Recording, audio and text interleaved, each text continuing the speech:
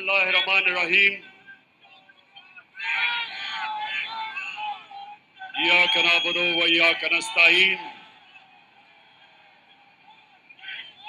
अल्लाह तेरी इबादत करते और सिर्फ तेरे से मदद मांगते हैं मौला। लाहौर आज पहले तो मैं जिस तादाद में आप आज हॉकी स्टेडियम में आए, जश्न आजादी बनाने के लिए, मैं खास तौर पे अपनी बहनों को खुशामदीद कहता हूं। आज वो मुल्क खुशकिस्मत है जिसकी माएं और बहनें आजादी का जज्बा रखती हैं, जिनमें शऊर होता है। और वो मुल्क खुशकिस्मत है जिसर इस तरह के जुनूनी बाशऊर नौजवान होते हैं।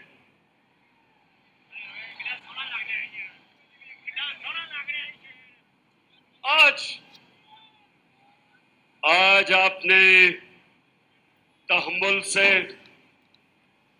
और बड़े गौर से मेरी बात सुननी है। मैंने आज आपको हकीकी आजादी का रोड मैप देना है, रास्ता बताना है। और मैंने आखिर में हमने क्या कदम उठाने हैं हकीकी आजादी को हासिल करने के लिए, वो आज मैं सारी कौम को वो रास्ता बताऊंगा। मेरे पाकिस्तानियों, 4 किस्म की गुलामी होती है। 4 किस्म की गुलामी इंसान करता है। कायद आजम मोहम्मद अली जिन्ना ने हमें एक गुलामी से आजादी दिलवाई। मैं आज अपनी तकरीर के अंदर आपको वीडियोस दिखाऊंगा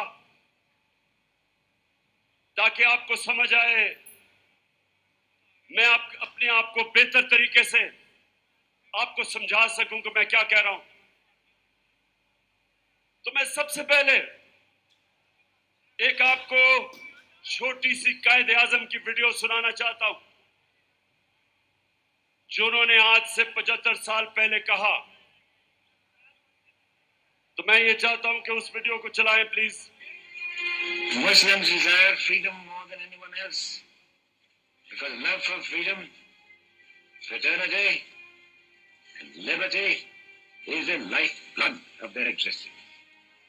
But freedom must mean freedom both from the British exploitation and Hindu domination.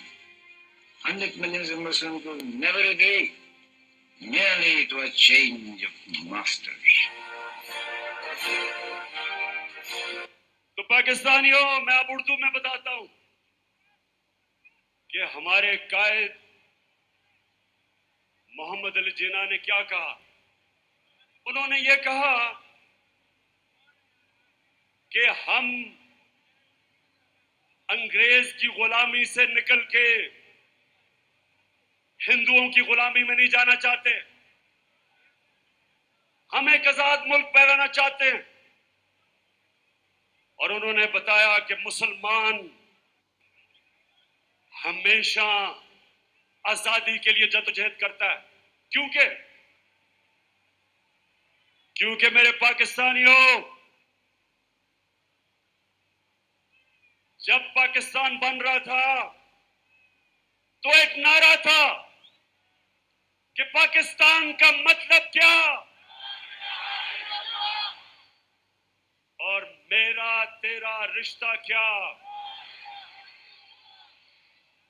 अब ला इलाहा इल्लल्लाह का मतलब, ये मेरी कौम ये गौर से सुन लो क्योंकि मैं जो आगे आपको बताने जा रहा हूं, हमने कैसे मुकम्मल तौर पे हकीकी आजादी हासिल करनी है, ये याद रखें कि हम अल्लाह से जब कलमा पढ़ते हैं तो अपना अल्लाह से वादा करते हैं कि अल्लाह तेरे अलावा हम किसी के सामने नहीं झुकेंगे। इसको सब समझ जाओ कि हमें बताया गया था शुरू में कि सिर्फ पत्थर के बुतों के सामने झुकना शिर्क है। आहिस्ता आहिस्ता हमें समझ आई, जैसे जैसे मेरी उम्र गुजरी तो मुझे समझ आई कि जब भी अपने जमीर का आप सौदा करते हो और राय हक से हटते हो और किसी भी झूठे खुदा के सामने झुकते हो, पैसे के बुत और सबसे खतरनाक गुलामी का बुत खौफ का बुत है जो इंसान को गुलाम बना देता है। और कभी भी एक गुलाम कौम ऊपर नहीं आ सकती। गुलाम सिर्फ अच्छे गुलाम बनते। इसलिए बड़ी जद्दोजहद के बाद, लाखों कुर्बानियों के बाद पाकिस्तान बना। मैं ज़मान पाक में बड़ा हो रहा था। लाहौर के लोगों सुनो, उस वक्त जो बॉर्डर क्रॉस करते हुए कत्लेआम हुई, हम बड़े होते हुए कितने लोगों को जानते थे जिनके सारे खानदान कत्ल हो गए, लाखों लोग मरे। हमारा घर नहर पे, ज़मान पाक पे, मेरी वालदा बताती हैं कि वो शाम को जब कभी नहर के ऊपर सैर करने जाती थी तो वहां इतने लोग बैठे होते थे जो हिंदुस्तान से आए और एक एक दुख भरी कहानी सुनाता था कि सारा का सारा खानदान कत्ल हो गया। एक दफा मेरी वालदा ने कहा कि बड़ी औरतें, 5-6 औरतें भागी भागी आ रही थी, उनसे पूछती हैं कि पाकिस्तान आ गया। मेरी वालदा ने कहा ये पाकिस्तान है।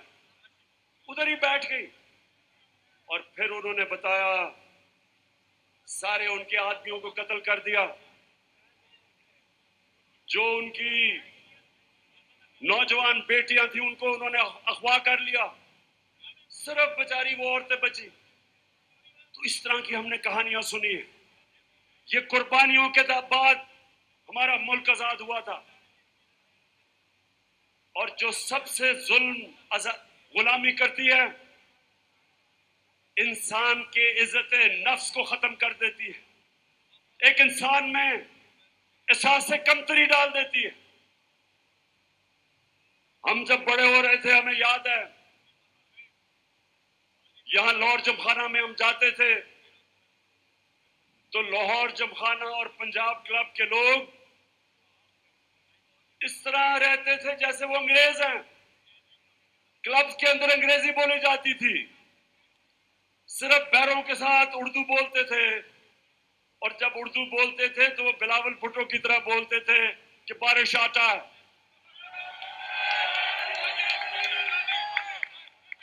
यानी कि एहसास से कमतरी ऐसे थी कि पाकिस्तानी अंग्रेज बनना चाहते थे और ये गुलामी करती है। लाहौर के लोगों, जब मैं पहली दफा आज से 50 साल पहले इंग्लैंड में क्रिकेट खेलने गया तो मैं तो सिर्फ 18 साल का था। तो मुझे अभी भी याद है, मेरे सीनियर प्लेयर मुझे कहते, ये कानों ने सुना कि इमरान, सोचो भी ना कि हम अंग्रेज को हरा सकते हैं। अगर इज्जत से हार के वापस आ गए तो बहुत बड़ी कामयाबी होगी। एहसास से कमतरी थी। जीते हुए मैच हम हार जाते थे क्योंकि हमारे अंदर खुद एतमादी नहीं थी कि हम जीत सकते। 70 की दिहाई में अच्छी टीमें थी, कोई मैच नहीं जीतती थी। बड़े बड़े मैच जब आते थे, एहसास कमतरी की वजह से घबरा के हार जाते थे। और जब 80 की दिहाई में कमजोर टीमें थी, लेकिन क्योंकि ज़हनी तौर पे हम आजाद हो गए थे, हारे हुए मैच जीतते थे। यही पाकिस्तान का हाल है कि वो गुलामी से जो एहसास कमतरी थी, उससे हम निकले नहीं। तो पहली गुलामी से तो कायदे आजम ने हमें आजाद किया और इंशाल्लाह आज हम उसका पूरा जश्न बनाएंगे। 12 बजे हम 14 अगस्त को उसका शानदार इस्तकबाल करेंगे। सब मिलके पाकिस्तान का तराना गाएंगे। लेकिन 3 और किस्म की गुलामियां, 3 और किस्म की गुलामी है। और मैं चाहता हूं ये गौर से सुने, क्योंकि आखिर में मैं आपको बताऊंगा कि हमने अपने हकीकी आजादी की तरफ कैसे जाना है। जो दूसरी किस्म की गुलामी है वो ज़हनी गुलामी, और वो मैं जब अपनी सारी कौम को मदीना की रियासत का बताता हूं तो मेरे नबी सल्लल्लाहु अलैहि वसल्लम ने मदीना के रियासत में उन लोगों, उन अरबों का जो हैसियत ही कोई नहीं थी, 2 सुपर पावर्स थी मगरिब में और मशरिक में, Byzantine Roman Empire, Persian Empire. उन्होंने क्या किया, गौर से सुनो मेरे नौजवानों, कि उन्होंने उन लोगों को दुनिया की इमामत करवा दी। 10 साल 622 और 632 जब मेरे नबी सल्लल्लाहु अलैहि वसल्लम दुनिया से गए, वही अरब जिनकी हैसियत नहीं थी दुनिया की इमामत की, तो वो क्या किया उन्होंने? अब ये गौर से सुने क्या किया। 2 काम किए, क्योंकि ये लोग, हमारे लोगों को गलतफहमी है कि तलवार से इस्लाम फैला। 10 सालों के अंदर 622 और 632 के बीच में सिर्फ 13 से 1400 लोग मरे जंगों में।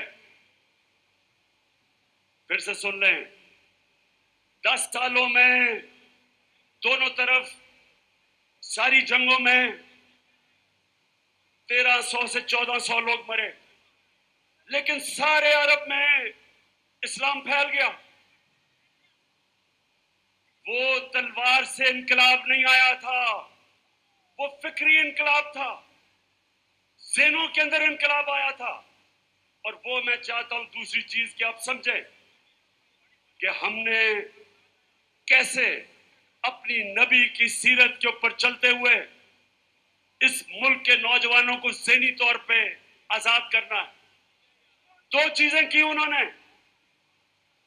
सबसे पहले उन्होंने तालीम के ऊपर जोर दिया। उन्होंने कहा कि अगर चाइना भी तालीम हासिल करने के लिए जाना पड़े, इल्म के पीछे चाइना भी जाना पड़े, तो जाओ। मतलब उन दिनों में चाइना जाना का मतलब कि अपनी जान की बाजी खेलना। और कहा जब से तुम पैदा होते हो और जब तक तुम कब्र में नहीं जाते, इल्म सीखो। तालीम को उन्होंने इबादत बना दिया, आलिम का दर्जा उन्होंने ऊपर उठा दिया। जो जहालत की गुलामी थी उससे आजाद किया। और दूसरी आजादी, ये खास तौर पे आप सुन लो, दूसरी उन्होंने ज़हन कैसे आजाद किए? उन्होंने इंसानों को बताया कि ये जो खौफ है, पाकिस्तानियों गौर से सुनो, क्योंकि ये खौफ आपके ऊपर तारी किया जा रहा है आजकल। इससे मेरे नबी ने लोगों को कैसे आजाद किया? क्योंकि जो खौफ की गुलामी है वो सबसे खौफनाक गुलामी है। मैं बार बार लोगों को मिसाल देता हूं करबला की। मुसलमानों की तारीख में जो सबसे बड़ा सानिया हुआ, सबसे बड़ी ट्रेजेडी हुई, करबला के अंदर जब हजरत इमाम हुसैन पहुंचे तो कूफा के लोगों को पता था कि हजरत इमाम हुसैन राय हक पे हैं, उनको पता था। लेकिन यजीद के खौफ की वजह से, उसके जुल्म से डर के उन्होंने उनकी मदद नहीं की। और हमेशा कूफा के लोगों ने बाद में पछताए कि क्यों नहीं हमने उनकी मदद की और इस्लाम की तारीख की सबसे बड़ी ट्रेजेडी होने दी। तो नबी ने लोगों को कैसे आजाद किया खौफ से? उन्होंने कहा तीन सबसे बड़े खौफ हैं इंसान के। सबसे बड़ा खौफ मौत का खौफ, दूसरा खौफ कि मैं जलील ना हो जाऊं, मैं फेल ना हो जाऊं, और तीसरा खौफ मेरी रिस्क ना चली जाए, मेरी नौकरी ना चली जाए, मेरी बिजनेस ना बंद हो जाए।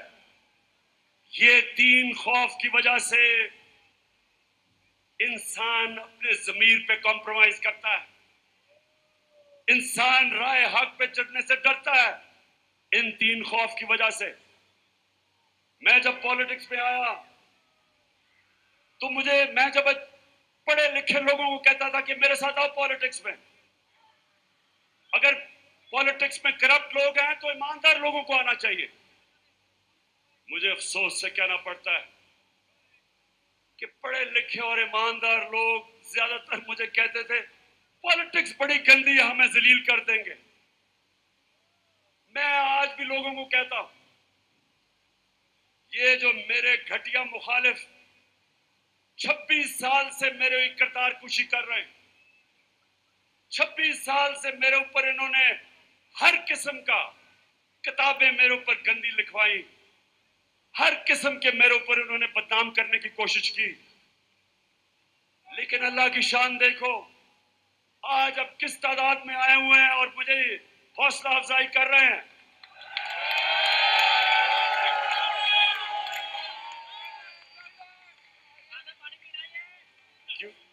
क्योंकि मेरे पाकिस्तानियों,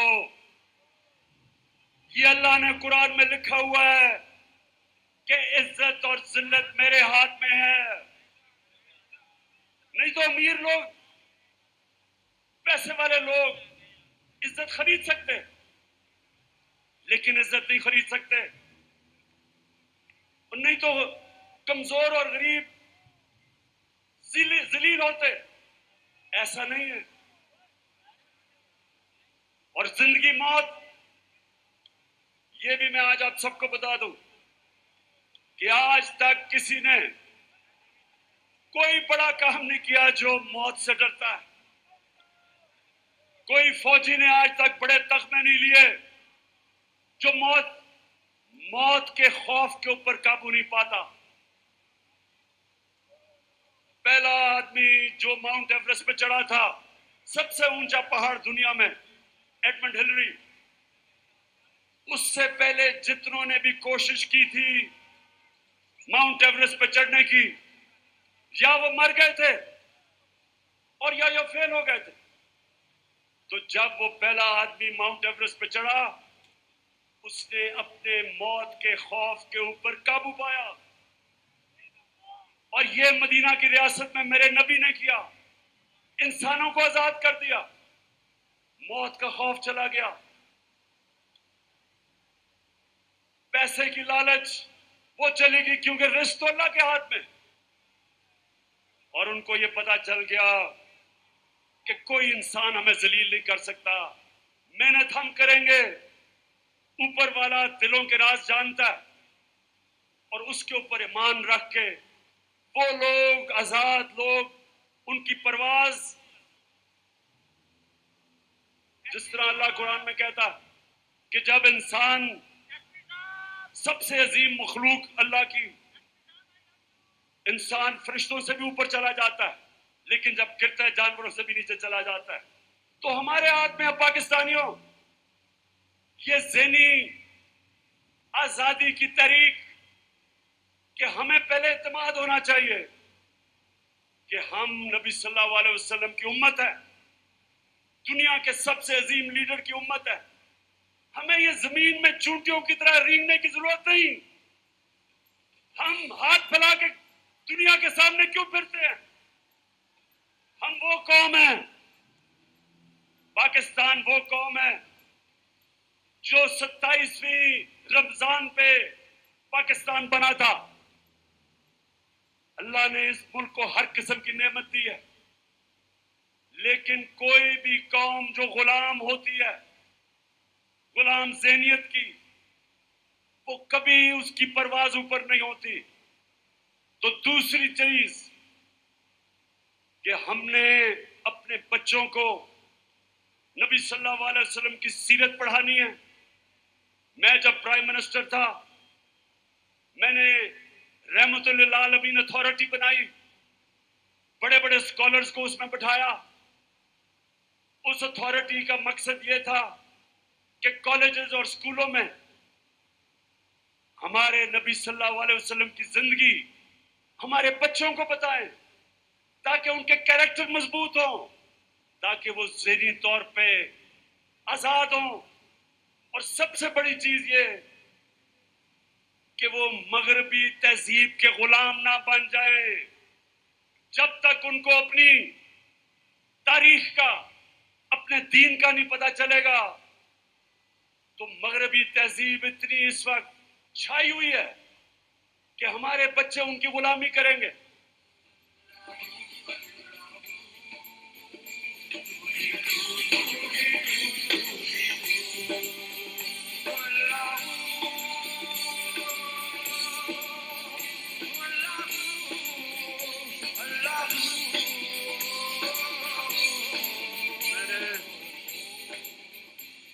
और तीसरी गुलामी जिससे हमने आजाद होना है, अब ये मेरे पाकिस्तानियों गौर से सुनो। देखिए, पहले तो मैं आप सबको एक बात बता दूं कि मैं कभी भी किसी मुल्क के खिलाफ नहीं हूं, मैं किसी मुल्क का एंटी नहीं हूं। मुझे कहते हैं जी आप एंटी अमेरिकन हैं, मैं एंटी अमेरिकन नहीं हूं। अमेरिका में सबसे ताकतवर पाकिस्तानी कम्युनिटी है जो पाकिस्तानी अमेरिकन कम्युनिटी है। ये ताकतवर कम्युनिटी है। हम क्यों एक मुल्क के एंटी हों जिधर सबसे पैसे वाले हुनरमंद प्रोफेशनल्स पाकिस्तानी बैठे हुए हैं? और दूसरी चीज कि अमेरिका को पाकिस्तान सबसे ज्यादा अपनी चीजें एक्सपोर्ट करती है, हमारी सबसे ज्यादा एक्सपोर्ट्स अमेरिका को है। तो मैं बिल्कुल एंटी अमेरिकन नहीं हूं। मैं अमेरिका से दोस्ती चाहता हूं, लेकिन पाकिस्तानियों, मैं गुलामी नहीं चाहता।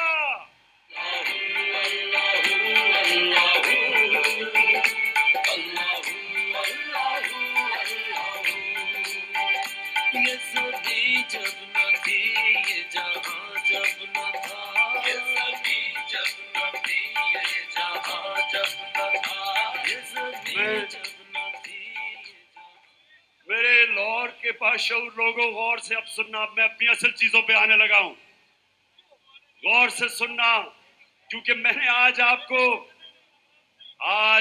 मैंने अपने हकीकी आजादी का रोड मैप देना है।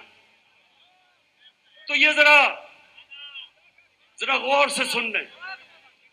मैं ज्यादातर पाकिस्तानियों से बेहतर अमेरिका को भी जानता हूं, मगरबी तहजीब को भी जानता हूं। क्रिकेट की वजह से कई साल मैं उनके बरतानिया में रहा, यूनिवर्सिटी उधर गई, दोस्तियां मेरी थी वहां। मैं उनके कल्चर को अंदर से जानता हूं। अब जो मैं आपको चीज सुनाना चाहता हूं वो ये कि मैं जो उनकी साइकी जानता हूं वो ये,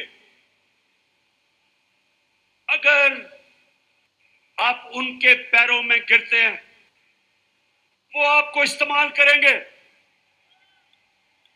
अगर आप उनकी चमचागिरी करेंगे वो आपकी इज्जत भी करेंगे।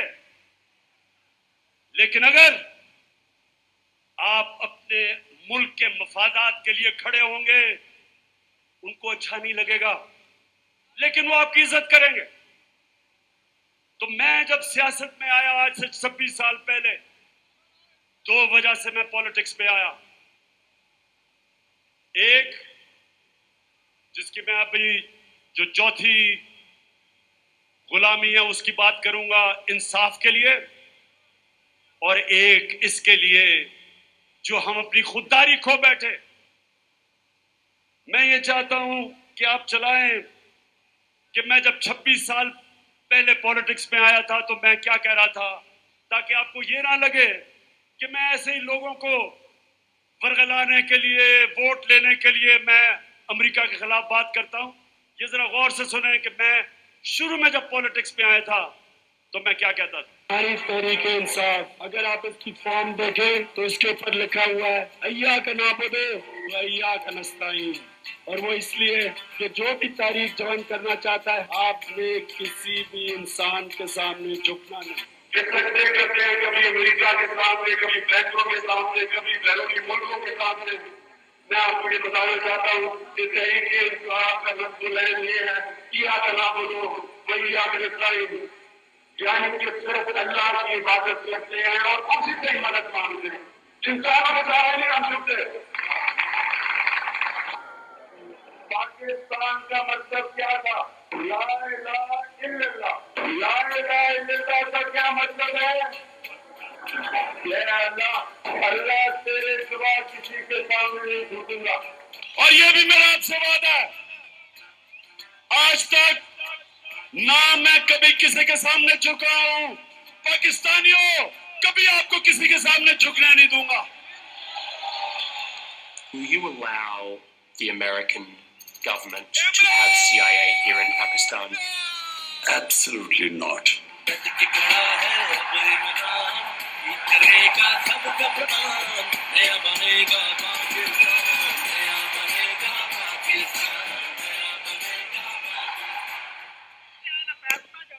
मैं ये मेरे पाकिस्तानियों ये आपको इसलिए बता रहा हूं कि मैं वो पाकिस्तानी था जिसको अल्लाह ने सबसे ज्यादा शोहरत दी।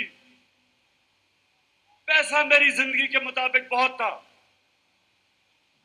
मुझे क्या जरूरत पड़ी थी कि अगर मैं जाती मफादात के लिए पॉलिटिक्स में आता, कि जिस इंसान को अल्लाह ने सब दिया था उसको क्या जरूरत पड़ी थी कि 26 साल अपनी जिंदगी के पॉलिटिक्स में गुजारे और इन गंदे लोगों के साथ मथा लगाए।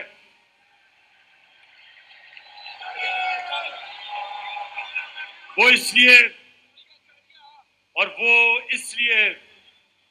कि पाकिस्तानियों, मेरे माँ बाप, जब मैं बड़ा हो रहा था हमेशा मेरी माँ ने और मेरे बाप ने कहा कि तुम्हें अंदाजा नहीं, तुम कितने खुशकिस्मत हो कि तुम एक आजाद मुल्क में पैदा हुए हो। हमारे से पूछो गुलामी क्या थी। अंग्रेज के ऑफिस में जाते थे तो आम जो उस वक्त इंडियंस थे उनके लिए सिर्फ चंद इंडियंस को बैठने की इजाजत थी। अंग्रेज के ऑफिस में आप खड़े रहते थे, उनकी कैंटोनमेंट थी, उनके क्लब थे, वहां कहीं ऐसे लिखा हुआ था कि इंडियंस और कुत्तों को इजाजत नहीं। ये होती है गुलामी। तो मैं बचपन से इस चीज का मुझे एहसास था और मैंने अपने मुल्क में एहसास कमतरी देखी अंग्रेज की गुलामी की वजह से। और हमेशा जब मैं क्रिकेट की खेलों में जाता था तो हम एक वो टीम जो कोई मैच नहीं जीतती थी, क्रिकेट की ग्राउंडों के ऊपर आहिस्ता आहिस्ता एक वक्त आया कि हमने अंग्रेजों को भी हराया, दुनिया को हराया, वर्ल्ड चैंपियंस बन गए। और मुझे फख्र था इस चीज का कि मैंने अपने मुल्क को ऊपर लेके गया। लेकिन मुझे हमेशा अफसोस होता था कि जब मैं अपने हुक्मरान, कोई बाहर से गोरा आता था, उसके सामने हाथ बांध के खड़े हो जाते थे, शर्म आती थी मुझे। और जब 26 साल पहले पॉलिटिक्स में आया तो ये जो आप सुन रहे हैं, ये आज से नहीं मैं बातें कर रहा। मेरी मोटिवेशन थी कि अल्लाह तूने मुझे कभी मौका दिया तो मैं अपने मुल्क को पैर पे खड़ा करूंगा, एक खुददार कौम बनाऊंगा और कभी किसी के सामने नहीं झुकने दूंगा।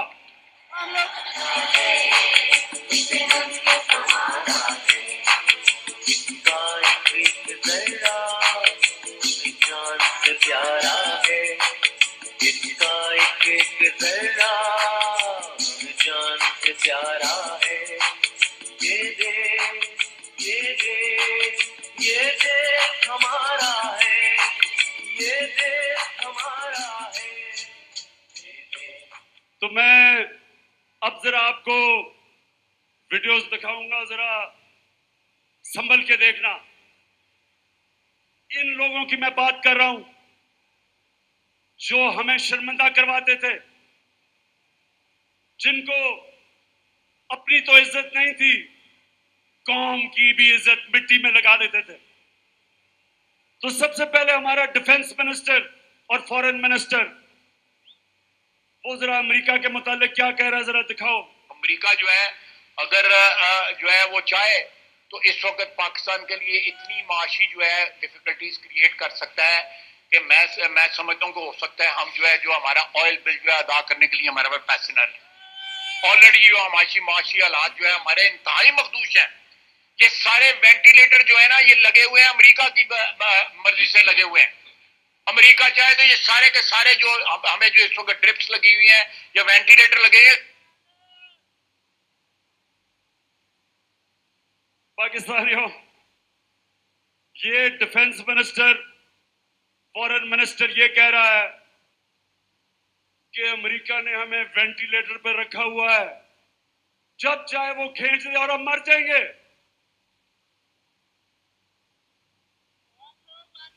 मैं पहले तो इससे पूछता हूं कि ये इस नौबत पे लेके कौन आया? 30 साल तो तुम दो खानदान इस मुल्क के ऊपर हुकूमत कर रहे थे, वेंटिलेटर पे डाला किसने? इस मुल्क का खुद पैसा चोरी करके बाहर महलात, अरबों डॉलर्स की प्रॉपर्टीज, बैंक अकाउंट्स, सारे शाहाना लाइफस्टाइल और कौम को मकरूज कर दिया। कौन जिम्मेदार है? तो पहले हमें मकरूज किया, अब हमें कहता है कि अगर हमने अमेरिका की गुलामी ना की तो हम मर जाएंगे। अब जरा मौजूदा प्राइम मिनिस्टर, क्राइम मिनिस्टर, जरा इसकी जरा सुने, जरा ये क्या फरमाते हैं मुल्क का प्राइम मिनिस्टर। मैं सऊदी अरब से होके आया हूँ, मैं यूएई के होके, अभी मैं तुर्की होके आया हूँ, और मैंने उन भाइयों को कहा कि आप हमारे बड़े अजीम भाई हैं, हमेशा आपने हमारी मदद की। और मैंने यही कहा, जब मैं आया हूँ तो आप समझेंगे शायद ये मांगने आया, मैं मांगने नहीं आया, लेकिन मजबूरी है। जिस तरह माजी में 75 साल में आपने हमारा हाथ बटाया है, कुछ ऐसा आप हाथ बटा। मैंने कहा मैं वादा करता हूं कि इंशाअल्लाह हम पूरी कौम हम मिलकर दिन रात मेहनत करेंगे, पसीना कराएंगे, अपने पांव पे खड़े होंगे। अब मुझे बताएं पाकिस्तानियों, मुझे बताएं आप कि जब आप मुल्क का प्राइम मिनिस्टर और उस मुल्क का डिफेंस मिनिस्टर ये कहते हैं कि अमेरिका के बगैर हम जी नहीं सकते, तो मुझे बताएं आप सबकी क्या इज्जत होगी? हरे पासपोर्ट की दुनिया में क्या इज्जत होगी? जिस मुल्क के प्राइम मिनिस्टर भिखारियों की तरह फिरते हैं, उस कौम के शहरियों की दुनिया में क्या इज्जत होगी? और मैं इसलिए पॉलिटिक्स में आया था क्योंकि मैं इंटरनेशनल क्रिकेट खेलता था और मुझे पता था कि हम जब दुनिया में जाते थे तो हमारे पासपोर्ट की हमें किस तरह बेइज्जत होना पड़ता था। वो इसलिए कि जब हुक्मरान भिखारियों की तरह अपनी बाहर जाते थे, डॉलर्स बाहर, और मुल्क को मकरूज करके और फिर झुके सामने। अब जरा देखें कि पाकिस्तान का प्राइम मिनिस्टर नवाज शरीफ जब प्रेसिडेंट ओबामा से मिला तो जरा उसको फरमाएं, उसकी जरा देखें कि हालत क्या थी, कंपें टांग रही थी।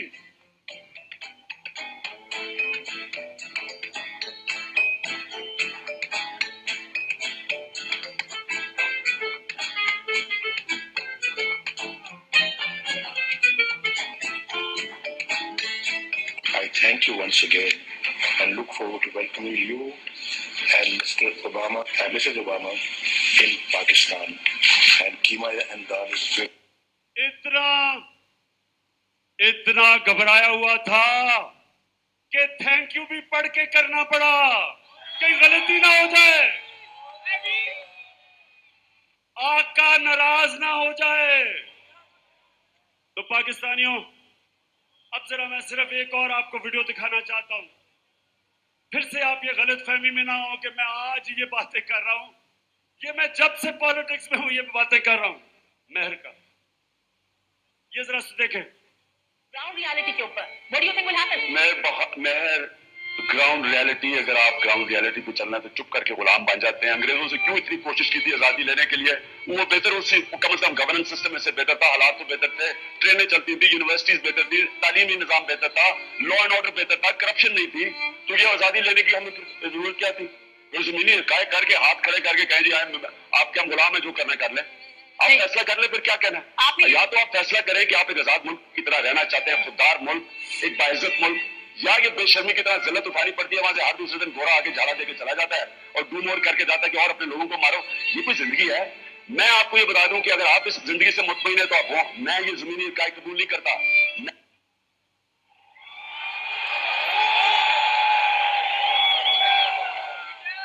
पाकिस्तानियों जरा गौर, अभी 12 बजे तक मैंने अभी जरा आखिर पॉइंट पे भी आना है, लेकिन मैं ये समझाना आपको चाह रहा हूं कि मेरा जो कायद था, कायद आजम मोहम्मद अली जिन्ना, अपनी तारीख की किताबें पढ़ें। एक गुलाम हिंदुस्तान में एक आजाद लीडर था, उसके सारे मुखालिफ इज्जत करते थे, खुददार था, कभी किसी के सामने नहीं झुकता था। हम उसको लीडर मानते हैं। और हम पाकिस्तानियों, आप ये सुना, हमने कितनी भारी कीमत अदा की अमेरिका की गुलामी करके। मैं फिर से आज आपको कहता हूं कि मैं अमेरिका से दोस्ती कर रहा था, लेकिन मैं गुलामी करने के लिए तैयार नहीं था। मैंने प्रेसिडेंट ट्रंप से मेरे ताल्लुकात ठीक थे, क्योंकि वो वापस इज्जत देता था। जब मैं वॉशिंगटन गया, अपनी पाकिस्तानी कम्युनिटी अमेरिकन से पूछे कि जिस तरह का उसने प्रोटोकॉल मुझे दिया, कितने और पाकिस्तानी प्राइम मिनिस्टर को दिया पहले, क्योंकि वो इज्जत करते हैं उनकी जो अपनी इज्जत करवाते। मैं जिधर उनसे मुखालफत करता हूं वो ये कि उन्होंने धमकी दी जनरल मुशर्रफ को और कहा कि पाकिस्तान को अमेरिका की जंग में अगर शामिल ना किया, आपने शिरकत ना की, तो पाकिस्तान को वो तबाह कर देंगे। बदकिस्मती से हमारा लीडर उस वक्त जनरल मुशर्रफ घुटने टेक गया और पाकिस्तानी कौम ने बाहरी कुर्बानी अदा की उसके लिए। जो अमेरिका में दहशतगर्दी हुई थी, न्यूयॉर्क में 2500 अमेरिकन मरा था। उनकी जंग में शिरकत करके 80,000 पाकिस्तानी कुर्बान हुआ। दुनिया की तारीख में पहली दफा गुलामी की ये इंतहा थी कि जंग उनकी लड़ रहे हैं, हमारे फौजी कुर्बानियां दे रहे हैं, हमारे शहरी कुर्बानियां दे रहे हैं और हमारे ऊपर 400 ड्रोन अटैक किए अमेरिका ने। ड्रोन अटैक का मतलब कि देहातों में जाके बमबारी करके लोग मारते थे। कौन सा मुल्क इजाजत देता है कि कोई और मुल्क फैसला करे कौन सा पाकिस्तान में दहशतगर्द है और आके उसको मार दे? हमारा दहशतगर्द अल्ताफ हुसैन 30 साल से बैठा हुआ है बर्तानिया में, हजारों लोग मरवाए उसने। क्या बर्तानिया पाकिस्तान को इजाजत देगा कि हम अल्ताफ हुसैन के ऊपर ड्रोन अटैक करें? वो नहीं करेंगे। वो कहेंगे ये हमारे कानून के खिलाफ है, अदालत में जाके साबित करो कि वो दहशतगर्द है।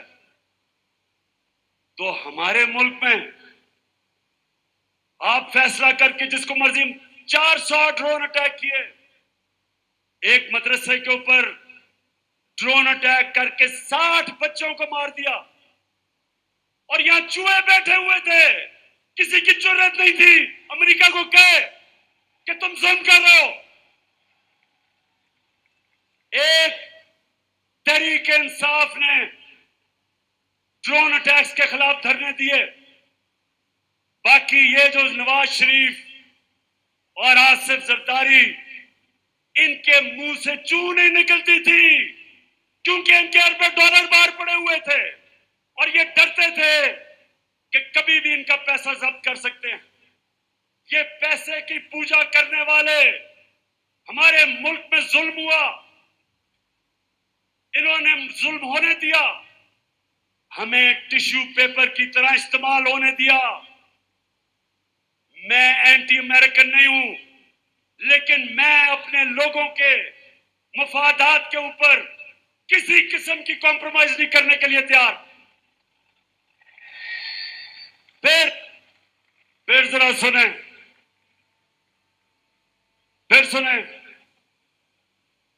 हमें हमारे एम्बेसडर असद मजीद वॉशिंगटन में, पाकिस्तानी एम्बेसडर, उसको मिलने आता है एक अमरीकी अंडर सेक्रेटरी ऑफ स्टेट, उसका नाम था डोनाल्ड लू। जरा गौर से सुने पाकिस्तानियों, ताकि आपको पता चले कि किस तरह हमारे मुल्क की जिल्लत हुई। वो आके हमारे एम्बेसडर को कहता है कि इमरान खान जो तुम्हारा प्राइम मिनिस्टर है, अगर तुमने अदम एतमाद की वोट पे उसको ना हटाया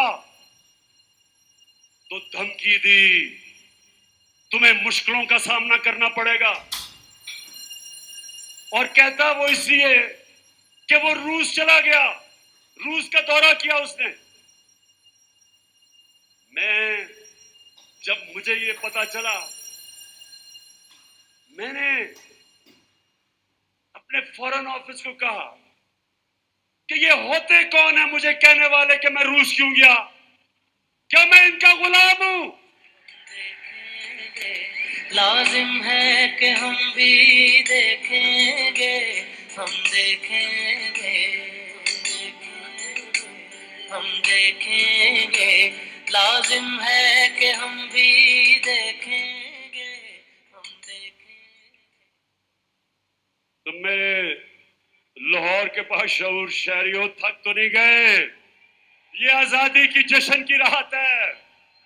अभी मैंने आपको बताना है कि मैंने आपके साथ मिलके, आपने मेरे साथ मिलके इस मुल्क में हकीकी आजादी कैसे छीननी है। तो धमकी देता है कि जी रूस क्यों चला गया। मैं रूस इसलिए गया कि मेरे लोगों का फायदा था उसमें। मैं चाहता था कि मेरे लोगों को सस्ता तेल मिले।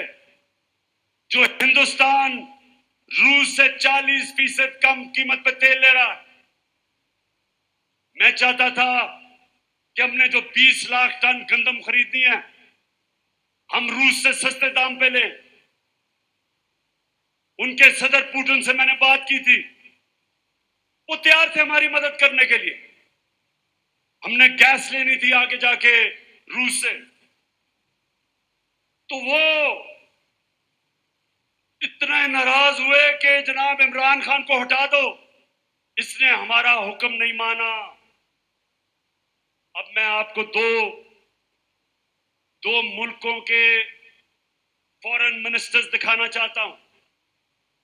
पहले हिंदुस्तान का फॉरेन मिनिस्टर, उसको हुक्म दिया, उसको कहा कि जनाब आप रूस से तेल ना खरीदें। अब ये गौर से सुने, हिंदुस्तान अमेरिका का स्ट्रेटेजिक एलाय है। हमारा कोई अमेरिका के साथ अलायंस नहीं है, हिंदुस्तान अमेरिका का स्ट्रेटेजिक एलाय है। और उनको जब अमेरिका ने कहा कि आप रूस से तेल ना खरीदें, तो उनके फॉरेन मिनिस्टर ने क्या कहा, ये देखें। By purchasing oil for national interest, India is being asked, are you funding this war? Tell me, buying Russian gas is not funding the war? I mean, why is it's only Indian money and oil coming to India which funds, but it's not gas coming to Europe which funds? I mean, I don't know, somewhere, I mean, let's be a little even-handed out here. If countries in Europe and the West and the United States are so concerned, why don't they allow Iranian oil to come into the market? Why don't they allow Venezuelan oil to come into the market? I mean, they've squeezed every other source of oil we have. And then say, okay, guys, you must not go into the market and get the best deal for your people. सुना, मैं जिनको समझ नहीं आए मैं समझाऊं। ये foreign minister को उन्होंने कहा कि रूस से तेल ना खरीदो। उसने आगे से कहा, तुम कौन होते हो मैं कहने वाले, यूरोप खरीद रहा है तेल उनसे, हमारे लोगों की जरूरत है, हम खरीदेंगे। ये होता है आजाद मुल्क। हमारे जब इनको ये जो इंपोर्टेड हुकूमत ये जब आई, तो हमने उनसे बात कर ली थी रूसियों से सस्ता तेल खरीदने की, लेकिन इनकी हिम्मत नहीं थी। यहां तेल की, पेट्रोल डीजल की कीमत आसमानों पे, जुर्रत नहीं थी कि कहें जी हमारे लोगों के लिए महंगाई है, गुर्बत की लकीर के नीचे जा रहे हैं लोग। और आप साउथ अफ्रीका को सुने कि साउथ अफ्रीका को अमेरिका का, ये सुन रहे, अमेरिका का फॉरेन मिनिस्टर बैठा हुआ है, उसके सामने साउथ अफ्रीका की फॉरेन मिनिस्टर क्या कहती है? When we believe in freedom, as I'm saying, it's freedom for everybody. You can't say because Africa is doing this, you will then be punished by the United States. So that's been a disappointing passage of legislation by one house, and we hope the other house will not agree to such offensive legislation. One thing I definitely dislike is being told either you choose this or else. I definitely will not be bullied in that way. सुन लिया, उनकी foreign minister कहती कि हमें ना dictation दो कि हम क्या कर सकते हैं क्या नहीं कर सकते। तो अगर वो हिंदुस्तान जो हमारे साथ आजाद हुआ था, उनमें इतनी खुददारी है कि वो अपने लोगों के मफादात के मुताबिक अपनी फॉरेन पॉलिसी बनाते हैं, तो ये हमारे कौन आ गए कि जो उनके पैरों में लेटे हुए हैं, कहते हैं हम वेंटिलेटर पे हैं, वो अगला कहता है बेगर्स आर नॉट चूजर्स। तो मैं आज पाकिस्तानियों इस गुलामी के खिलाफ हूं। मैं आज वाजे कर दूं कि मैं इस कौम को कभी कभी किसी की गुलामी नहीं करने दूंगा। मैं अपनी कौम को इकट्ठा करूंगा। हम बहैसियत कौम मिलके अपने कर्जे उतारेंगे। हम बहैसियत कौम मिलके अपने पैर पे खड़े होंगे, मुश्किल वक्त गुजारेंगे। आजादी आसानी से नहीं मिलती। आजादी की जद्दोजहद में कुर्बानियां देनी पड़ती है। मुझे पता है कि मेरी कौम तैयार है कुर्बानियों के लिए, मुझे पता है।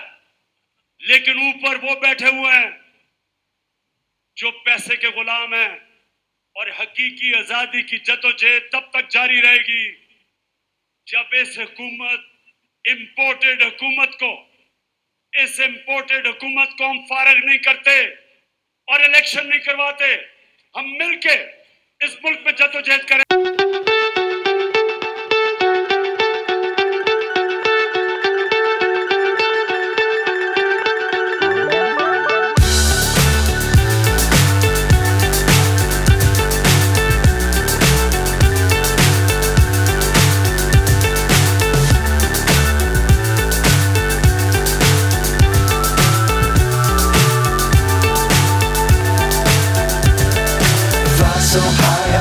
और अब चौथी गुलामी। अब मेरे पाकिस्तानियों ये गौर से सुने, ये जो आखिरी गुलामी जिसके लिए हमने हकीकी की जंग लड़ी है, हकीकी आजादी की, ये सबसे ज्यादा एक माशरे में तबाही मचाती है। और वो क्या है? नबी सल्लल्लाहु अलैहि वसल्लम ने मदीना की रियासत में एक तो ज़हनी तौर पे लोगों को आजाद किया, और दूसरा उन्होंने अदल और इंसाफ दे के इंसानों को आजाद किया। जानवरों की बस्तियों में और इंसानों की बस्तियों में क्या फर्क है? जानवरों की बस्तियों के अंदर जो ताकतवर है वो जो मर्जी करे, कमजोर अपनी जान बचा के फिरता है। कमजोर की कोई अहमियत नहीं, उसके कोई हुकूक नहीं, वो छुपता फिरता है। और ताकतवर जो मर्जी करना चाहे कर सकता है। इसको कहते हैं जंगल का कानून। इंसानी माशरा इंसाफ पे बनता है। इंसाफ का क्या मतलब है? कि कमजोर को ताकतवर से कानून तहफ़्फ़ुज़ देता है, जिसको अंग्रेजी में रूल ऑफ लॉ कहते हैं, जिसको हम कानून की हुक्मरानी कहते हैं। इसके बगैर एक माशरे में लोग आजाद नहीं हो सकते। अब देहातों में निकल जाए, बेचारा कमजोर आदमी वो फंसा हुआ है थाने कचहरी की सियासत में। उसको हर किस्म की, वो हर जगह जाके उसका मुश्किल। ताकतवर कानून तोड़े, चोरी करे, डाके मारे, उसके पास वसाइल होते हैं, उसको इंसाफ का निजाम नहीं पकड़ सकता। नबी सल्लल्लाहु अलैहि वसल्लम ने मदीना में इंसाफ दे के इंसानों को आजाद किया। हजरत अली रजी अल्लाह ताला एक यहूदी शहरी से केस हार जाते हैं, खलीफा वक्त होते हैं, क्योंकि काजी उनके बेटी की गवाही नहीं कबूल करता। आप सोचें कि वो क्या इंसाफ का निजाम होगा कि आम शहरी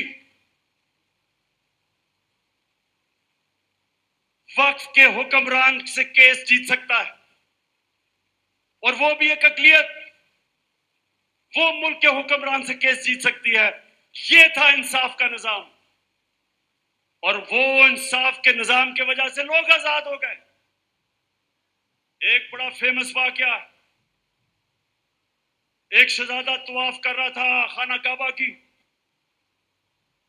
एक गुलाम का पैर आ गया उसके चोगे के ऊपर, उसने उसको मारा। गुलाम ने जाके नबी सल्लल्लाहु अलैहि वसल्लम को बताया कि मेरे से गलती से पैर आ गया और इसने मुझे मारा। नबी सल्लल्लाहु अलैहि वसल्लम ने शहजादे को बुलाया और गुलाम को कहा कि वापस मारो इसको, किसी को इजाजत नहीं, कोई कानून के ऊपर नहीं। मेरे पाकिस्तानियों, इस तरह वो आजाद हुए थे, इस तरह वो माशरा, दुनिया में आजाद लोगों का माशरा ऊपर उठ गया था। हमारे मुल्क में जब तक हम लोगों को उनके हकूक नहीं देंगे, कमजोर को ताकतवर से तहफ़्फ़ुज़ नहीं देंगे, हम लोगों को आजाद नहीं कर सकते। ये बदतरीन गुलामी है। हिंदुस्तान की तारीख, जो ऊपर से आता था, जो भी अटैक करता था हिंदुस्तान को, वो सीधा पहुंचता था पानीपत, जिधर जाके जंग लड़ी जाती थी पानीपत की। क्यों? क्योंकि लोग मुकाबला करने के लिए तैयार नहीं थे, क्योंकि वो गुलाम थे। सिर्फ आजाद माशरे अपनी आजादी के लिए लड़ते हैं। तो मेरे पाकिस्तानियों, मैं अब आपको एक वीडियो दिखाने लगा हूं कि हमारा पुरअमन एहतजाज था 25 मई को। उसमें हमारे साथ पुलिस ने क्या किया? हमारा हक था पुरअमन एहतजाज करने का। ये 3 दफा हमारे दौर में 3 दफा धरने दिए गए। 2 दफा फजलुर रहमान ने, 1 दफा कांपे टांगनी बिलावल ने, 2 दफा डीजल ने, 1 दफा कांपे टांगने वाली ने। हमने ना कोई रास्ते में रुकावट की, ना कोई मुश्किलें की, ना कोई एफआईआर रजिस्टर की। जरा आप दिखाएं कि 25 को हमारे साथ क्या हुआ। घर में सिर्फ लेडीज है क्या? आप लोग बगैर किसी वारंट के आप लोग घर में सिर्फ लेडीज और बच्चे, और आप लोग घर के अंदर एंटर हुए हैं। 4 बजे में है। ये देख ले, ये क्या कर रहे हैं आप लोग? डराने के लिए आए हैं औरतों को। सिर्फ हम औरतें हैं घर पे और बच्चे हैं। या आप हमारे घर में क्यों एंटर हो गए? आप हमें हरास करें इतना ओपनली, आप हमारे घर में एंटर हो गए। मुझे मैं क्यों करवाता? नहीं, बदतमीजी नहीं करेंगे आप, बिल्कुल नहीं। आप शर्म होनी चाहिए।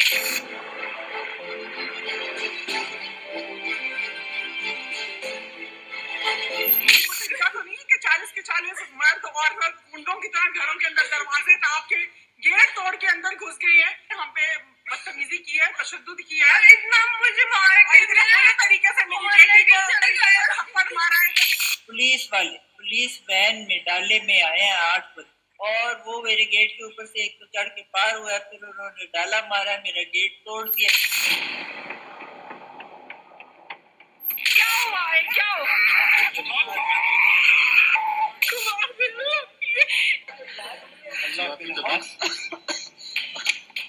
यार उसको सांस नहीं आ रहे। पानी पिया आंटी, पानी पिया, ये ठीक हो जाएगा। पानी पिया आंटी।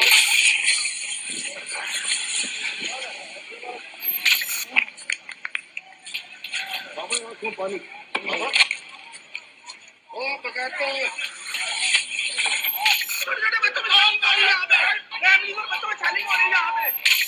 और इसको शेल मुंह पे इन्होंने मारा निशाना लेके।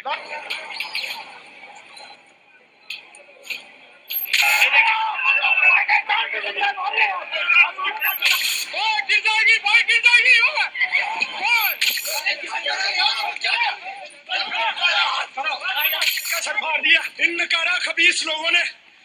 इन लोगों ने ख्याल नहीं किया।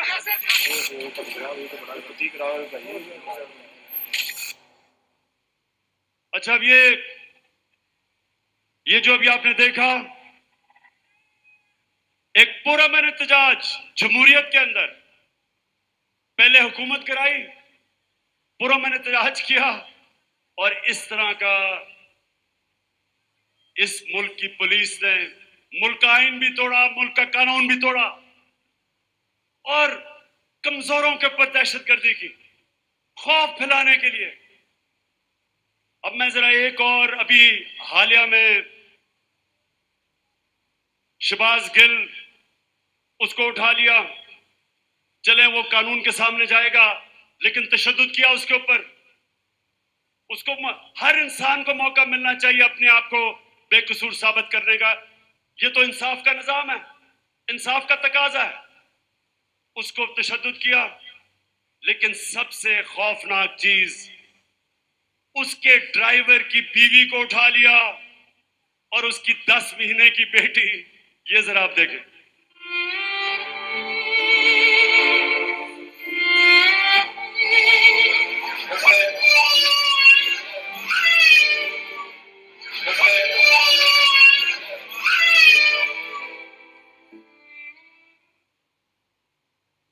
ये मैं आपको ये इसलिए दिखा रहा हूं, पाकिस्तानियों, इसलिए दिखा रहा हूं कि लोगों के ऊपर खौफ तारी किया जा रहा है कि किसी तरह ये कौम डर के, खौफजदा होके, इनकी दहशत की वजह से कबूल कर ले ये चोरों और डाकुओं को।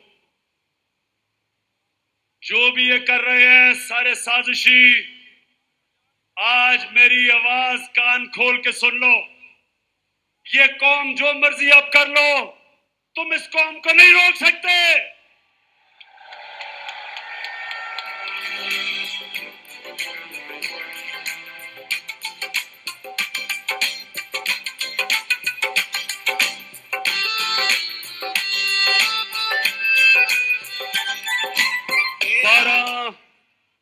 बारह बज गए हैं, लेकिन मैं आपसे 5-7 मिनट के बाद बात करके फिर हम सारे कौमी तराना गाएंगे और फिर जश्न बनाएंगे आतिशबाजी का 14 अगस्त का। वो इस पे दिल कुर्बान, इस पे जान भी कुर्बान है। तेरा पाकिस्तान है, ये मेरा पाकिस्तान है। तेरा पाकिस्तान है, ये मेरा पाकिस्तान है। इस पे दिल कुर्बान, इस पे जान भी कुर्बान है।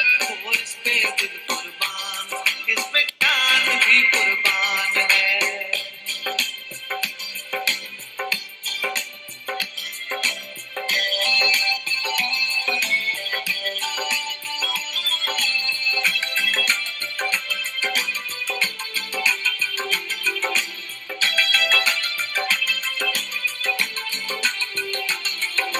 इसकी बुनियादों में है तेरा लहू मेरा लहू। इससे तेरी आबरू है, इससे मेरी आबरू। इसकी बुनियादों में है तेरा लहू मेरा लहू। इससे तेरी आबरू है, इससे मेरी आबरू। इससे तेरा नाम है, इससे मेरी पहचान है। इससे तेरा नाम है, इससे मेरी पहचान है। इस पे दिल कुर्बान, इस पे जान भी कुर्बान है। ओ इस पे दिल कुर्बान, इस पे जान भी कुर्बान है। तेरा पाकिस्तान है, ये मेरा पाकिस्तान है। तेरा पाकिस्तान है, ये मेरा पाकिस्तान है। इस पे दिल कुर्बान, इस पे जान भी कुर्बान है। वो इस पे दिल कुर्बान, इस पे जान भी कुर्बान है।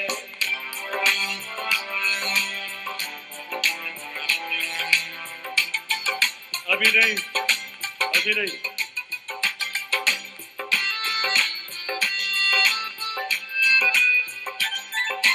एक दयारे नूरों निखत वादिए मेहरान है। नूर आंखों का मेरी खाके बलूचिस्तान है।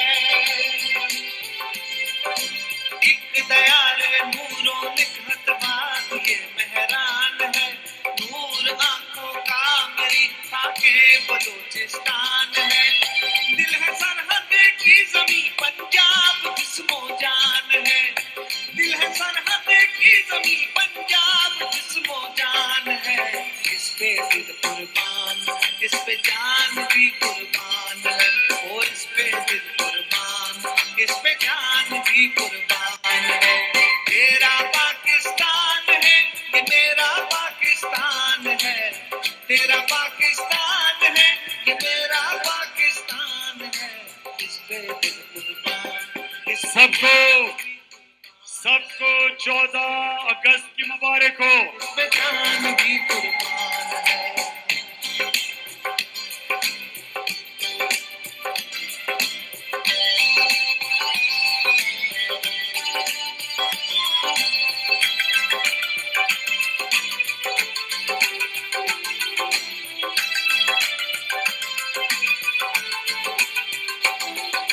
ये मेरे कायद की जीती जागती तस्वीर है। शायरे मशरिक के ख्वाबों की हंसी ताबीर है। ये मेरे कायद की जीती जागती अपनी लाइट्स भी जलवा दे। लाइटें फोन की लाइटें। हंसी ताबीर है। ये वतन प्यारा वतन सरमाया ईमान है। ये वतन मेरा वतन माशाल्लाह। सरमाया ईमान है। इस पे दिल कुर्बान, इस पे जान भी कुर्बान है।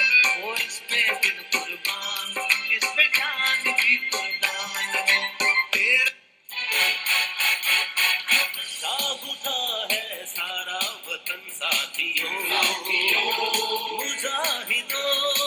जाग उठा है सारा वतन साथियों, मुजाहिदों।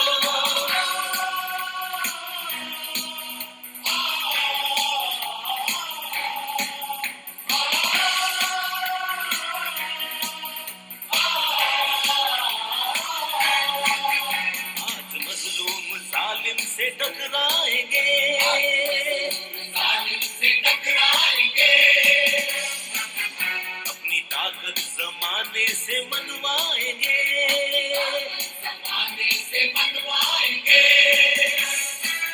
साम्राज्य खुदाओं पे छा जाएंगे। साथ है मर्दोजन सर पे बांधे कफन, साथ है मर्दोजन सर पे बांधे कफन।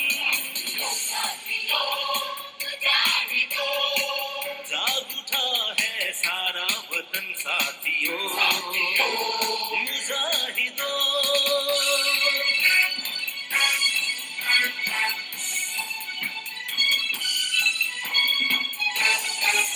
जो भी रास्ते में आएगा कट जाएगा,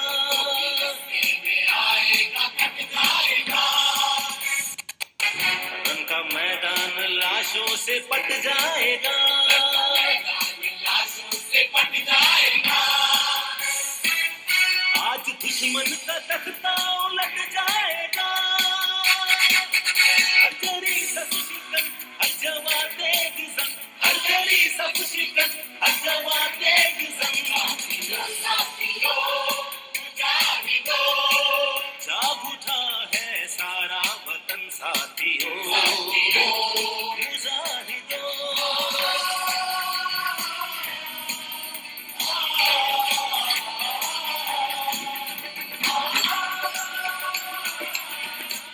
बस अभी और जश्न बनाएंगे, फिक्र ना करो। पहले सिर्फ मैं अपनी बात खत्म कर लूं। देखें, अब वैसे आज मैंने अपनी जिंदगी में सबसे बेहतरीन 14 अगस्त बनाया।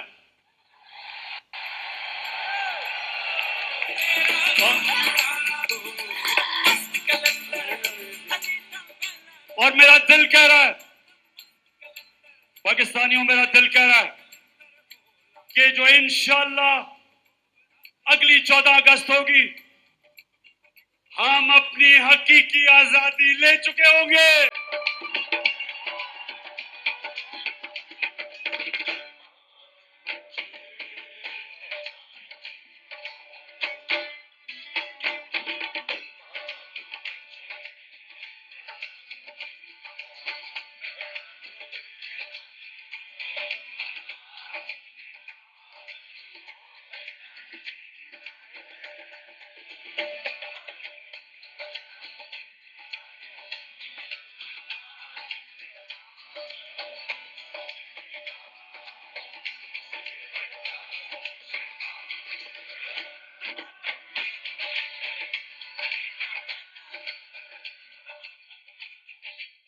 अच्छा, अभी फिर जश्न होगा, लेकिन मैं आपको जो इस कौम के खिलाफ साजिश हो रही है वो मैं पहले वो साजिश बताऊंगा और उसके बाद बताऊंगा कि हमने कैसे इस साजिश को खत्म पाश पाश करना है। साजिश क्या हो रही है, थोड़ा खामोशी से सुन लें ताकि आपको समझ आ जाए कि जो बैरूनी मुल्क की साजिश जिनके साथ इस मुल्क के मीर जाफर और मीर सादक मिले हुए हैं, जिन्होंने हमारी हुकूमत कराई, और अब वो क्या साजिश कर रहे हैं, थोड़ी खामोशी से सुने। पहले उन्होंने हमारी हुकूमत कराई, इनका ख्याल था कि लोग मिठाइयां बांटेंगे, कौम सड़कों पे आ गई, करोड़ों लोग पाकिस्तान की सड़कों पे निकले। सारों ने निकल के कहा कि ये जो तुमने साजिश की है और हमारे मुल्क के ऊपर इस मुल्क के बड़े बड़े डाकुओं को मुसल्लत किया, कौम सड़कों पे निकलाई। इन्होंने फिर आपके सामने लोगों के ऊपर खौफ तारी करने की कोशिश की। 25 मई को इन्होंने औरतों को आपने देखा घरों में घुस घुस के डराया, 3 लोग शहीद हुए। इन्होंने समझा कि अब लोग डर के सहम गए, लेकिन जब पंजाब के बाय इलेक्शन आए, कौम सड़कों पर निकलाई, धांधली के बावजूद हमने इनको शिकस्त दी, फेंटा लगाया। जिस तरह वाहिद कप्तान था मैं जो हिंदुस्तान में गया और हिंदुस्तान के अंपायरों के बावजूद हिंदुस्तान को फेंटा लगा के आया।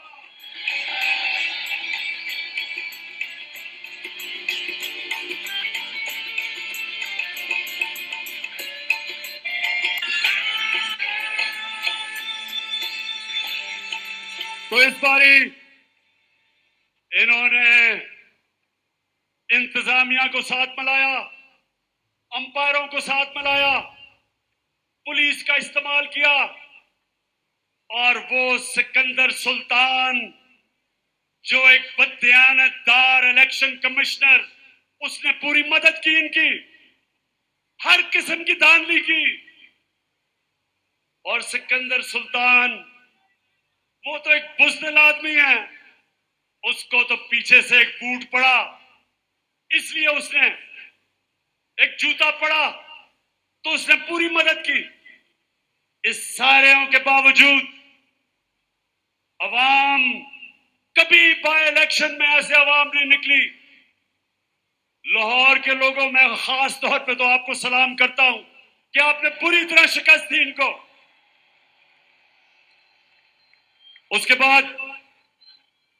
उसके बाद इन्होंने एक नया प्लान बनाया जो मैं आप सबके सामने रख रहा हूं। प्लान ये बनाया है कि इमरान खान के खिलाफ केसेस करो, इलेक्शन कमीशन में तोशाखाना का केस, फंडिंग का केस, किसी तरह इसको डिस्क्वालीफाई करो,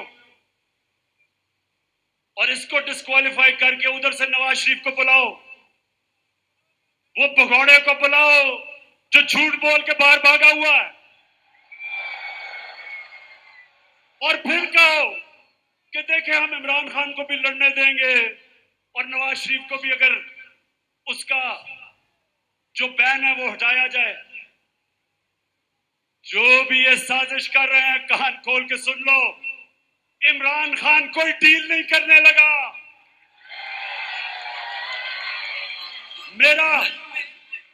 मेरा मुकाबला इस डाकू से ना करो, ये 30 साल से पैसे चोरी कर रहा है। मैं सिर्फ आपको एक छोटी सी वीडियो जरा एंजॉय करेंगे, वीडियो ये जरा गौर से सुने। ये आज से 10 साल पहले, ये देखें जरा वीडियो।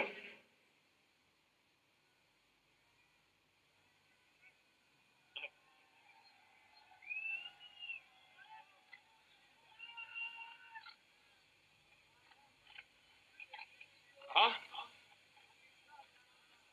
मरियम की दिला दो। हाँ, ये लो।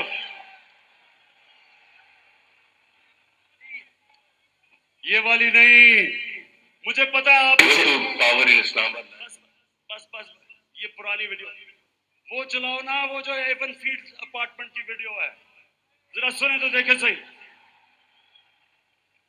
इनकम इतनी है कि आप कोई प्रॉपर्टी आप दे सकते हैं। कि आपने मे फेयर के अंदर जो आपकी 4 अपार्टमेंट्स हैं, उनकी 1 अरब रुपए से ज्यादा उनकी कीमत है। अब 4.5 अरब तक पहुंच गई है उनकी कीमत। आपने अपनी जो टैक्स में टोटल आमदनी बताई है 94 में, 1.5 लाख रुपए है। मुझे ये बताएं कि आपने अरबों रुपए की मे फेयर में प्रॉपर्टी खरीदी कैसे? ये था 10 साल पहले, आज से 10 साल पहले। ये अब उसका जवाब आता है। सलमान शहबाज शरीफ का बेटा जो मफरूर हुआ है, वो इसका जवाब देता है। बात ये है कि जिन अरबों रुपए की मे फेयर की प्रॉपर्टीज की ये बात कर रहे हैं, ये तो पहले पता नहीं है। बताएं कौन सी प्रॉपर्टीज है, लाएं, दिखाएं, उसका कुछ प्रूफ लाएं। ये कह रहा है, अब ये सुनते रहे, जरा मैं चाह रहा हूं गौर से देखें। 2012 में मैं कह रहा हूं कि इनकी प्रॉपर्टीज है। सलमान शहबाज शरीफ का वो बेटा जो किकबैक स्पेशलिस्ट है, वो आके कहता है कि कौन सी प्रॉपर्टीज। आप मरियम बीबी को सुने। इस तरह मुझे लगा कि आप लोगों को बेवकूफ नहीं बना सकते। मेरी सेंट्रल लंदन में प्रॉपर्टीज तो दूर की बात है, मेरी पाकिस्तान में भी कोई प्रॉपर्टी नहीं है। मैं अपने वालिद के पास है और मुझे समझ नहीं आई कि मेरी और मेरी वालदा की और बहन भाइयों की प्रॉपर्टीज ये कहाँ से निकाल के ले आए। अब ये सुन लिया आपने कि किधर से प्रॉपर्टीज निकाल ली। मेरी तो लंदन छोड़े, पाकिस्तान में भी कोई प्रॉपर्टी नहीं। अब देखे, सुने सुने सुने सुने नौजवानों सुनो। एक हदीस है कि शैतान इंसान के गुनाह दुनिया में नशर कर देता है। सुन ले, शैतान इंसान के गुनाह के दुनिया में इसलिए नशर कर देता है क्योंकि अल्लाह अल्लाह हक है। अब जरा आगे चलो पैनमा का। नवाज शरीफ, मरियम नवाज, हसन नवाज और हुसैन नवाज के बैरून मुल्क खुफिया असासों का इंकशाफ। पनामा लीक्स ने बैरून मुल्क खुफिया दौलत का भांडा फोड़ दिया। सुन लिया, पनामा में बैनुल-अक़वामी इंकशाफ होता है और जिन्होंने छुपाए होते हैं अपने असासे, वो सारे सामने आ जाते हैं। तो जब ये सामने आ जाते हैं तो नवाज शरीफ के बेटे हुसैन शरीफ क्या कहते हैं, ये जरा सुने। मैं इस बात को तस्लीम करता हूँ कि अल्हम्दुलिल्लाह पाक लेन के ऊपर जो अपार्टमेंट्स हैं वो अल्हम्दुलिल्लाह हमारे हैं। मैं इस बात को तस्लीम करता हूँ कि उनको ऑफशोर कंपनीज नेस्कॉल लिमिटेड और नीलसन लिमिटेड जो है उनको ओन करती हैं। और मैं आपको ये भी अर्ज करता हूँ, उनको होल्ड कर रही है इस वक्त मरियम नवाज शरीफ, मेरी हमशीरा जो है। शुक्रिया शुक्रिया, अल्लाह तेरा शुक्र है, अल हक है, तू सच का खुदा है। तो सबके सामने क्या चीजें आई कि यहां के प्राइम मिनिस्टर ने आपका पैसा चोरी करके लंदन में अरबों रुपए की प्रॉपर्टीज ली और वो बाहर इंकशाफ में सामने आ गई। और ये कह रहे हैं कि वो आदमी जो 30 साल से मुल्क के पैसे चोरी करके बाहर लेके जा रहा है, वो कह रहे हैं कि इमरान खान को और उसको एक ही तराजू में खड़ा कर दो। मैं तो 20 साल बाहर कमाई की, सारे पैसे बैंकिंग चैनल से सब कुछ बेच के, सारा मेरा जीना मरना पाकिस्तान में है। और मुझे कह रहे हैं कि उसके साथ मुआवजा करेंगे। तो साजिश पहली ये कि नवाज शरीफ को लाने की कोशिश है। सितंबर की आखिर में नवाज शरीफ फिक्र ना करो, तुम्हारा मैं बहुत अच्छी तरह इस्तकबाल करूंगा।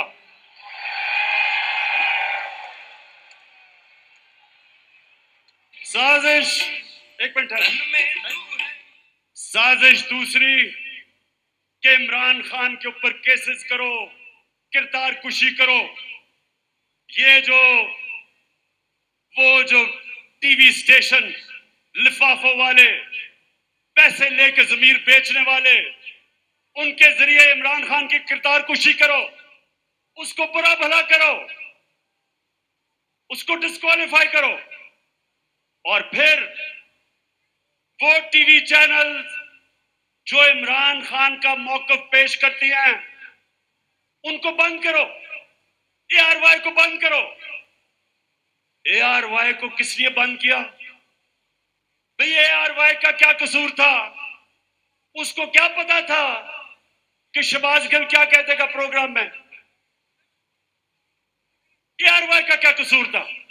उसका कसूर यह था कि वो इमरान खान का मौकफ पेश करता है, जबकि ये दूसरे किराए के टट्टू, जमीर फरोश,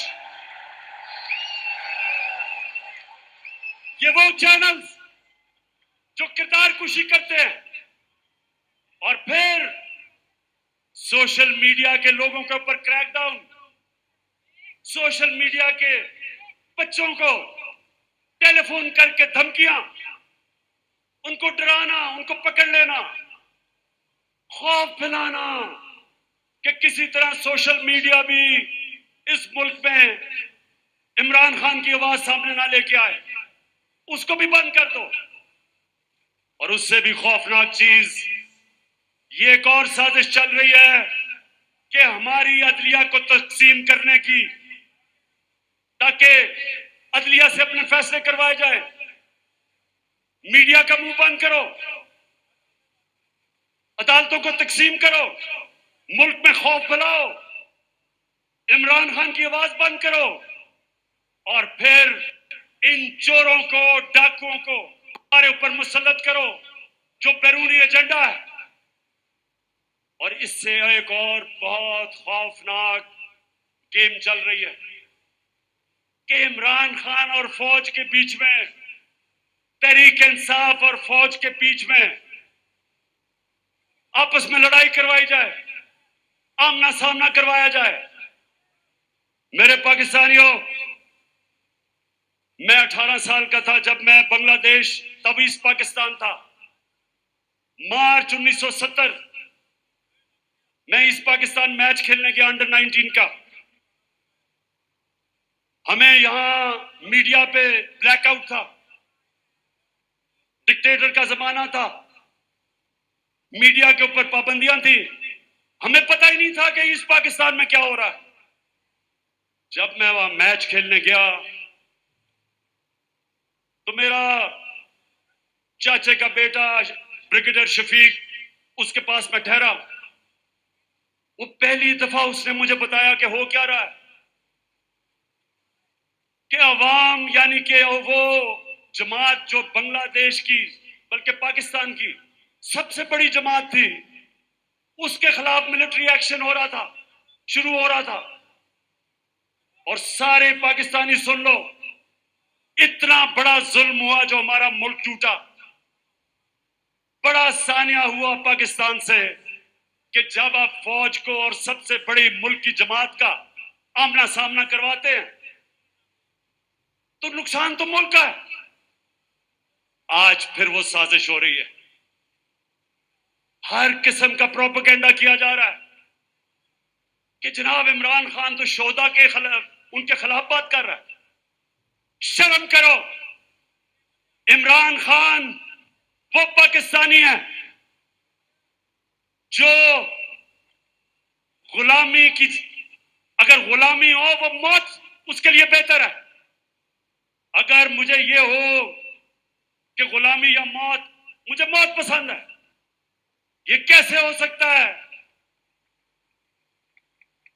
कि एक मुल्क की मैं फौज को कमजोर होने दूंगा? ये कैसे हो सकता है कि मैं चाहूंगा कि मेरे मुल्क की फौज कमजोर हो? क्योंकि अगर पाकिस्तान की फौज कमजोर होती है, यहां इतनी बैरूनी साजिशें हैं, मैं बार बार कह बैठा हूं कि मुल्क के 3 टुकड़े करना चाहते हैं वो। इसलिए इमरान खान कभी नहीं चाहेगा कि उसकी फौज कमजोर हो। वो चाहेगा कि उसकी फौज एक मजबूत इदारा हो। अब मैं आपको बताऊं, अब मैं ये चाहता हूं कि जो लोग आज इख्तिदार में बैठे हैं, जरा मैं आप सबके सामने दिखाना चाहता हूं कि इन्होंने पाकिस्तान की फौज के मुतल्लिक क्या कहा। देखें जरा। जनरल कमर जावेद बाजवा साहब, आपने हमारी अच्छी भली चलती हुकूमत को रुखसत करवाया। जजों से जोर जबरदस्ती से फैसले आपने लिखवाए। जनरल बाजवा साहब, आपको 2018 इलेक्शन में अवाम के मैंडेट की चोरी का हिसाब देना है। हाँ, नवाज शरीफ ने ये जरूर किया कि उसने किरदारों और इदारों के दरमियान एक वाज़ेह लकीर खींच दी है। 1 या 2 अफराद इदारा नहीं हुआ करते। 1 या 2 अफराद इदारों की बदनामी का बायस बना करते हैं।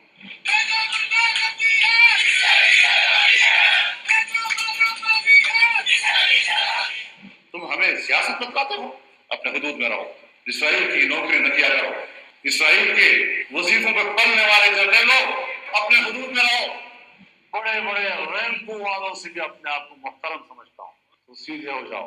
और अगर बिगड़ोगे तो फिर अगर हम बिगड़ गए तो अफगानिस्तान में अमेरिका का क्या हासिल हुआ, खुदा की कसम यहाँ तुम्हारा हो जाएगा। और अभिनंदन की क्या बात करते हैं। मुझे याद है चीफ ऑफ आर्मी स्टाफ तशरीफ लाए, पैर कांप रहे थे, पसीने माथे पे थे। दफा के लिए ये पूरी इम्यूनिटी के साथ अपना सीना चौड़ा करके डिफेंस बजट को क्लेम कर रहे हैं और मांग रहे हैं कौम से। काम की हड्डियों से गोश्त तक जो है इन्होंने निचोड़ लिया है और उतार लिया है। ये सुन लिया, ये आज हमें गद्दार कह रहे हैं। ये चूहे हमें गद्दार कह रहे हैं। अब मैं सिर्फ एक आपको बताना चाहता हूं कि मैंने अपनी फौज के मुतालिक क्या कहा। ये देखें, जो फौज का इदारा है कभी इसके खिलाफ बात ना करें, क्योंकि फौज एक ऐसी चीज है जो अगर हमारी फौज ना होती तो ये मुल्क नहीं रहना था। इमरान खान से ज्यादा इस मुल्क को जरूरत पाकिस्तानी फौज की, और हमें हमेशा इस इदारे को इसकी मजबूती के लिए हमें बात करनी चाहिए। और आज कैंपेन चलाई जा रही है कि पाकिस्तान की फौज, कि पाकिस्तानी, हम तहरीक इंसाफ फौज के खिलाफ हैं। जो लोग इस मुल्क में हकीकी आजादी चाहते हैं वो हमेशा चाहेंगे कि हमारी फौज मजबूत हो। और कभी मैं जब तनकीद करता हूं तो मेरी तनकीद तामीरी होती है। जिस तरह एक बाप अपने बच्चों के तनकीद करता है उनकी इस्लाह करने के लिए, मेरी इस तरह की तनकीद नहीं होती इन चोरों की तरह, जिनके एजेंडा कुछ पैसे बाहर पड़े, बाहर के लोगों की गुलामी करने वाले, पैसे की बुत की पूजा करने वाले, जिनके बच्चे बाहर, पैसे बाहर, ईदें बाहर, शॉपिंग बाहर, इलाज बाहर, और वो मुझे कह रहे हैं कि जनाब इमरान खान गद्दार है। मैं आज अपने सारी कौम के सामने कहना चाहता हूं कि ये जो साजिश की जा रही है कि मुल्क की सबसे बड़ी जमात को फौज के सामने खड़ा करने की, ये मुल्क के खिलाफ साजिश है। ये एक बैरूनी साजिश का हिस्सा है इस मुल्क को कमजोर करने का। ये जो चोरों को ऊपर बिठाया था बैरूनी साजिश के तहत, ये मुल्क को कमजोर करने के लिए चोरों को ऊपर इसलिए लेके आए थे कि इनसे जो भी कहें करवा सकते। मेरे पाकिस्तानियों, मैं आज खास तौर पे इस प्रोपेगेंडा जो चल रहा है, सोशल मीडिया के लोगों को पकड़ पकड़ के लेके जा रहे हैं। एक बच्चे के बाप को पकड़ा हुआ है, उसे कह रहे हैं कि स्टेटमेंट दो कि इमरान खान ने हमें कहा था फौज के खिलाफ बयान देना। ये हो रहा है आज। तो मैं आज आपके सामने ऐलान करना चाहता हूं कि मेरा आज अगला लाएअमल क्या है। सबसे पहले मैंने फैसला किया कि अपनी आवाम में निकलने का। मैं अपने लोगों के पास जाऊंगा,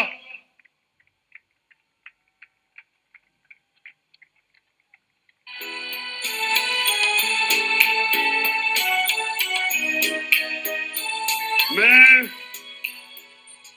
पूरा टूर प्लान बनाया हुआ।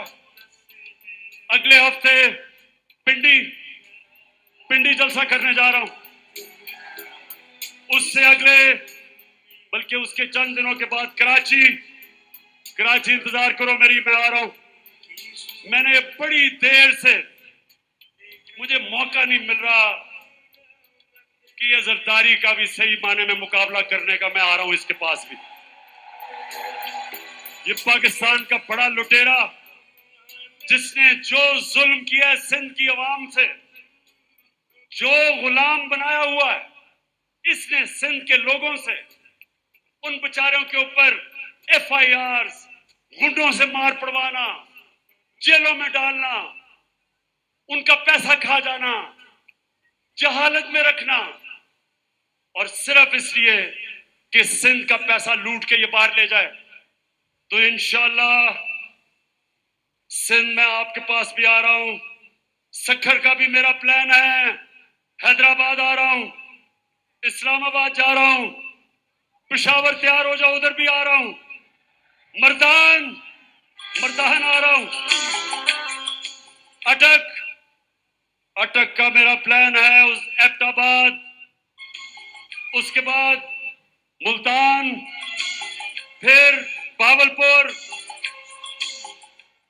फिर सरगोदा, झेलम, गुजरात, फैसलाबाद और गुजरावाला, और आखिर में कोयटा। आपको भी नहीं मैं भूला, उधर भी आ रहा हूं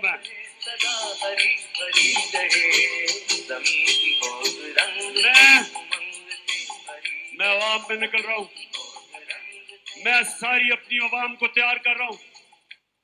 हमारी हकीकी आजादी की जंग अपने आखिरी और फैसला कुन मरहले पे है। मेरी कौम तैयार हो जाओ।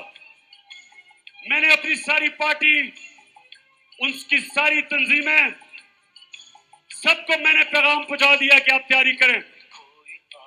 एक मैं टाइगर फोर्स बना रहा हूं नौजवानों का, और उसमें हमारी बेटियां होंगी, नौजवान होंगे।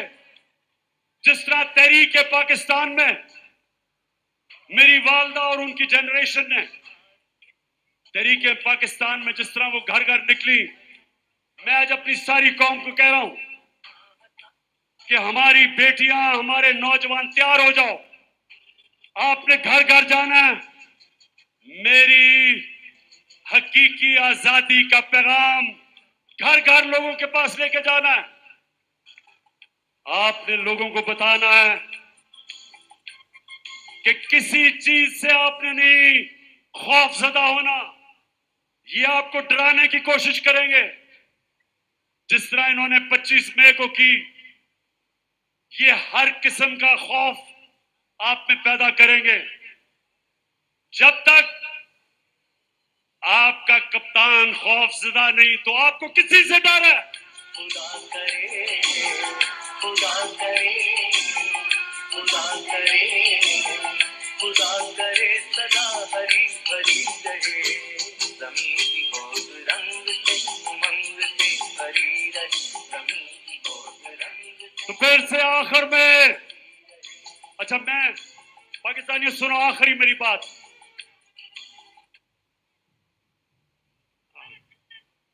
हाँ, आखिरी बात मेरी सुन लो तराने से पहले।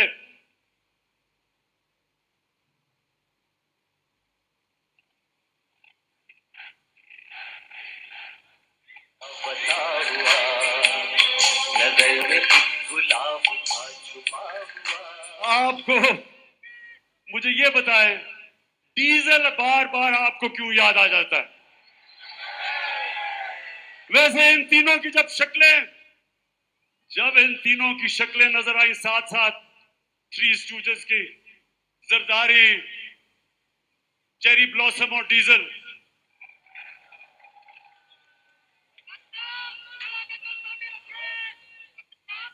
सुन ले, एक चीज मैं चाहता हूं आपसे, एक मिनट।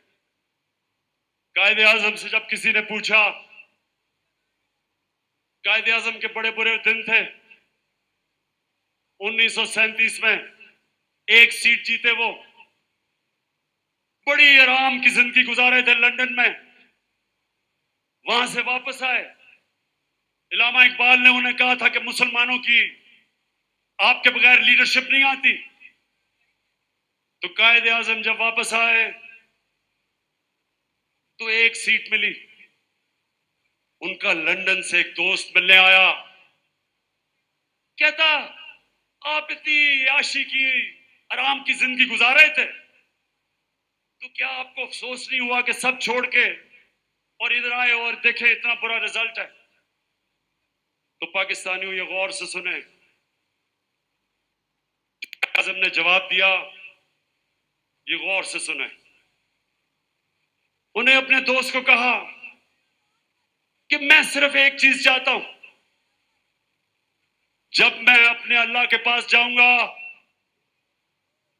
मैं सिर्फ अपने अल्लाह से एक चीज सुनना चाहता हूं।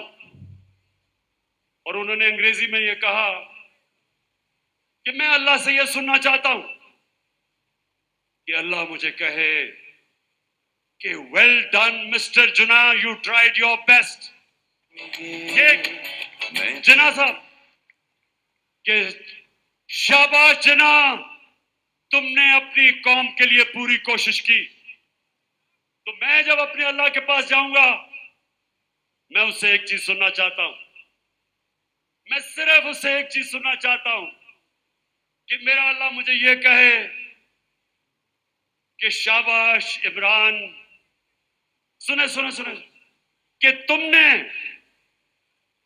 हमारे नबी सल्लल्लाहु अलैहि वसल्लम की उम्मत को ला इलाहा इल्लल्लाह का मतलब समझा दिया।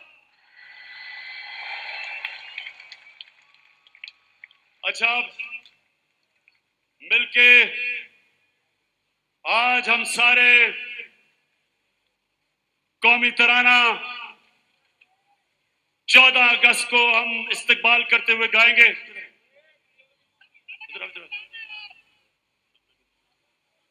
आओ सलमान ऊपर आ।